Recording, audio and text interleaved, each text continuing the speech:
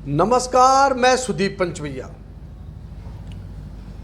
आपदा प्रभावित जोशीमठ को लेकर भाजपा के प्रदेश अध्यक्ष महेंद्र भट्ट का बयान, महेंद्र भट्ट की प्रतिक्रिया, महेंद्र भट्ट की टिप्पणी अब विवाद का विषय बन गई है। इस टिप्पणी में चीन भी आ गया, माओवाद भी आ गया और वाम दल भी आ गए। अब इस मामले को लेकर महेंद्र भट्ट भाजपा के जो प्रदेश अध्यक्ष हैं उनके स्तर से सफाई भी आई है। उन्होंने इसे जो उन्होंने पहला बयान दिया था या जो उनका पहला बयान प्रचारित किया गया था उसको डाइल्यूट करने की कोशिश की और ये कहा कि भाई मेरा वामपंथ से मतलब था और माओवादी या आम लोगों के लिए ऐसा कुछ नहीं कहा गया था। पर वाम दल और जो इस आंदोलन को लीड कर रहे हैं, जोशीमठ आपदा प्रभावितों के आंदोलन को लीड कर रहे हैं, उन्होंने इसको लेकर महेंद्र भट्ट और भाजपा को निशाने पर ले लिया है। यकीन मानिए ये मामला अब भाजपा के लिए मुश्किलें पैदा करने लगा है। कांग्रेस ने भी भाजपा के प्रदेश अध्यक्ष को लेकर तीखी टिप्पणियां करनी शुरू कर दी हैं और कुल मिलाकर इस मामले में भाजपा कहीं ना कहीं बैक फुट पर नजर आ रही है। ये बात अलग है कि ऐसे तमाम मामलों को भाजपा निष्प्रभावी करती रही है। शायद भाजपा को उम्मीद होगी कि ये भी हो जाएगा, पर लेकिन ये माओवाद, चीन, वामपंथियों, आंदोलनकारियों को इस प्रकार से विशेषण देना अब कहीं ना कहीं विवाद का बड़ा विषय बन गया है। मित्रों, सरकार जोशीमठ के आपदा प्रभावित के लोगों के विस्थापन के प्रति संवेदनशील है। पहली सरकार है जिसने नागरिकों के सुझाव के आधार पर विस्थापन का निर्णय करने का निश्चय किया है। 4 विकल्प हैं, चारों विकल्पों में वहां के नागरिकों की सहमति बने, इस दृष्टि से वहां की जो निर्वाचित जनप्रतिनिधि की समिति है उसके सुझाव को सरकार अंगीकृत कर रही है। वहां का व्यवसाय प्रभावित न हो, इस दृष्टि से अब हम सबको चिंता करनी चाहिए। शीतकालीन यात्रा, खासतौर पर मैं कह सकता हूं कि हमारा ज्योतिर्मठ की यात्रा और आगामी दिनों में 4 धाम की यात्रा बड़ी महत्वपूर्ण रहने वाली है। हम सब लोग ऐसे विषय को आगे न बढ़ाएं जिससे यात्रा प्रभावित हो। मैं जानता हूं ज्योतिर्मठ का एक क्षेत्र भाग ये आज की तारीख में एक प्रकार से संवेदनशील बना हुआ है। वैज्ञानिकों की टीम पूरी सर्वे कर रही है। सर्वे के बाद रिपोर्ट के आधार पर मैं आज कह सकता हूं कि जोशीमठ का एक अच्छा ट्रीटमेंट इस रूप में हो, इस दृष्टि से सरकार प्रयत्नशील है। देश के प्रधानमंत्री जी की लगातार क्षेत्र विशेष पर नजर है और हम सबका मार्गदर्शन कर रहे हैं। मैं एक विषय को और स्पष्ट करना चाहता हूं और मैंने कल इस विषय को बहुत स्पष्ट रूप से कहा भी है। कुछ लोग जो सामरिक दृष्टि से महत्वपूर्ण क्षेत्र के अंदर इस प्रकार का माहौल तैयार कर रहे हैं कि वहां की यात्रा प्रभावित हो, वहां का जो पर्यटन है वो प्रभावित हो, ऐसे लोगों से वहां के नागरिकों को सचेत रहने की आवश्यकता है।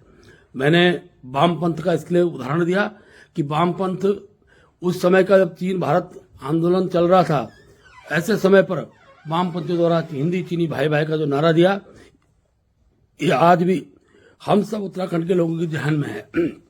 हमारा जोशीमठ का क्षेत्र बहुत संवेदनशील है, इसलिए मैंने स्पष्ट रूप से इस पर आरोप लगाया कि वहाँ वामपंथी जो लोग हैं, वामपंथी छात्र संगठन दिल्ली से, बॉम्बे से, ऐसे जो जेएनयू में पढ़ रहे हैं, ऐसे लोगों को लाकर वहाँ की जनता को भड़काने का कार्य किया जा रहा है। मैंने किसी भी प्रकार से जनता को आंदोलन में जाने से रोकने के मेरे द्वारा पूर्व में प्रयास हुए और मैं कह सकता हूं आज अगर इतना विलंब इस सारी स्थिति में हो रहा है, इसके पीछे वामपंथी संगठन के लोग ही हैं। आखिर सरकार यथाशीघ्र समाधान चाहती है, लेकिन कुछ लोग हैं जो इस समाधान में एक प्रकार से रुकावट पैदा कर रहे हैं और जिनमें वामपंथी छात्र संगठन और वामपंथी जुड़े हुए अनेकों लोग हैं। कल इस विषय पर एक स्पष्ट ये कह सकता हूं कि माओवादी शब्द का प्रयोग निश्चित रूप से मेरे मुंह से निकला, क्योंकि मैं जानता हूं माओवाद और लेनिनवाद दोनों प्रकार के संगठन इससे जुड़े हुए रहते हैं और जरूरी मैं आज ये भी कहना चाहता हूं, जो लोग इस आंदोलन का नेतृत्व का बात कर रहे हैं वो अपना आप स्पष्ट करें, उनका वामपंथ से कोई लेना देना नहीं है, क्योंकि वामपंथ के प्रति संवेदन क्षेत्रों के अंदर हमेशा संदेह बना रहता है। इसलिए मैं वहां के नागरिकों से स्पष्ट निवेदन करूंगा, इस प्रकार के लोगों की भड़कावे ना है। और वहां की जनता आज भी राष्ट्रभक्त जनता है। आंदोलन में जबरदस्ती उनको बुलाया जा रहा है, उनको बिठाया जा रहा है, और निश्चित रूप से सरकार की जो पहल है, विस्थापन की पहल, उस पर रुकावट पैदा करने के लोग प्रयास कर रहे हैं।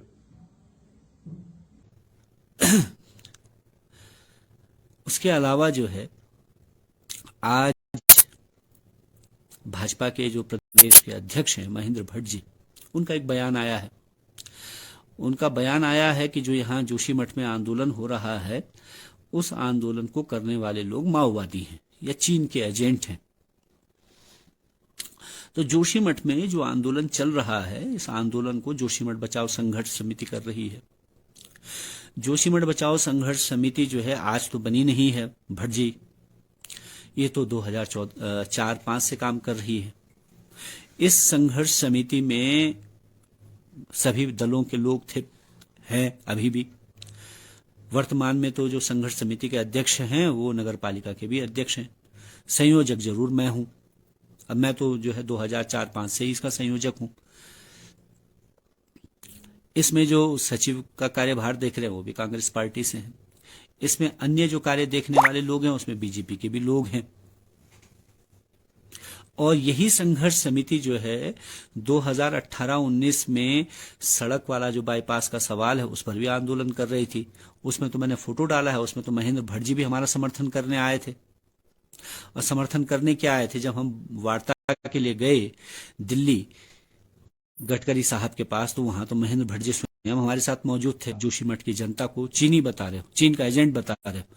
जैसे आपने किसानों को कहा ये खालिस्तानी है, आतंकवादी हैं, वैसे आप जोशीमठ की जनता को कह रहे हैं कि आप चीनी हो, आप माओवादी हो।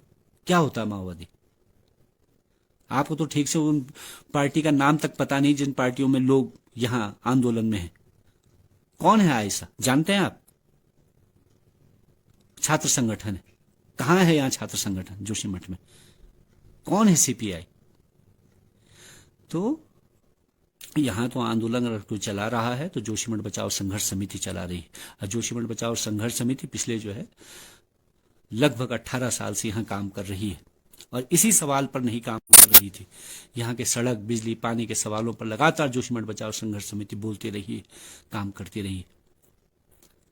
तो तब ऐसे समय में, ऐसे संवेदनशील समय में, जबकि हम सीमा पर जो है हैं और यहां से 150 किलोमीटर पर चीन बैठा हुआ है, ऐसे समय में इस तरह की बयानबाजी, इस तरह की गैर जिम्मेदाराना बात कहना ये शर्मनाक है। यहाँ के लोगों का अपमान है, यहाँ की जनता का, उन माता बहनों का जो इस ठंड में, बर्फ में अपने शहर को, अपने नगर को बचाने के लिए आई है।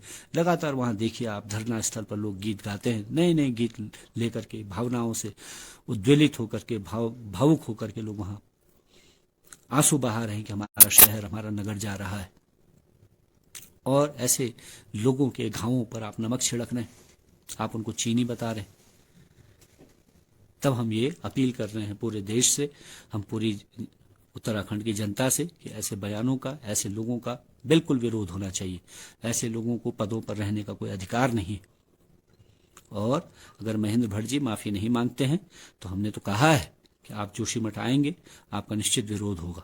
हमने पिछली बार भी कहा था, लेकिन इसलिए हम उसमें नहीं गए झगड़े में कि ठीक नहीं है, आपदा का समय है, हम लोग पहले ही पीड़ित हैं, उसमें फिर हम ये करेंगे तो निश्चित तौर पर ये हमारी तरफ से माना जाएगा कि हम जो है इसमें राजनीति कर रहे हैं। लेकिन अब क्या हो रहा है, अब तो मजबूर हैं हम, अब तो करना पड़ेगा ही।